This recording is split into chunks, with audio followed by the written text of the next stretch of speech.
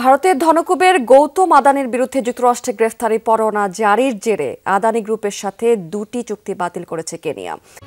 পুরানো দিয়ে নতুন নিতে আজই চলে আসুন আপনার নিকটস্থ ওয়ালটন শোরুমে। বৃহস্পতিবার পার্লামেন্টে দেয়া ভাষণে এই ঘোষণা দিয়েছেন দেশটির প্রেসিডেন্ট উইলিয়াম রুটো।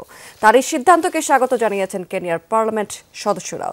আফ্রিকার দেশটির নিজেদের প্রধান বিমানবন্দর রক্ষণাবেক্ষণের জন্য আদানি গ্রুপের সাথে $185 কোটি চুক্তি করেছিল। এছাড়া বিদ্যুৎ লাইন নির্মাণের জন্য দেশটির জ্বালানি মন্ত্রণালয়ের সাথে ভারতীয় প্রতিষ্ঠানটির $73 কোটি 60 লাখ আরও একটি চুক্তি হয়েছিল।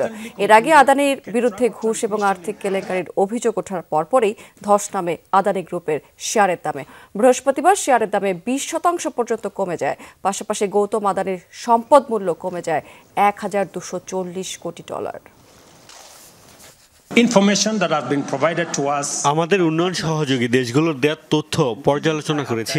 এরপরে জ্বালানি মন্ত্রণালয় সহ সংশ্লিষ্ট দফতরকে দুটি চুক্তি বাতিলের নির্দেশ দেওয়া হয়েছে। এর মধ্যে আছে বিমানবন্দর সম্প্রসারণ কার্যক্রম এবং বিদ্যুৎ লাইন নির্মাণ সংক্রান্ত চুক্তি।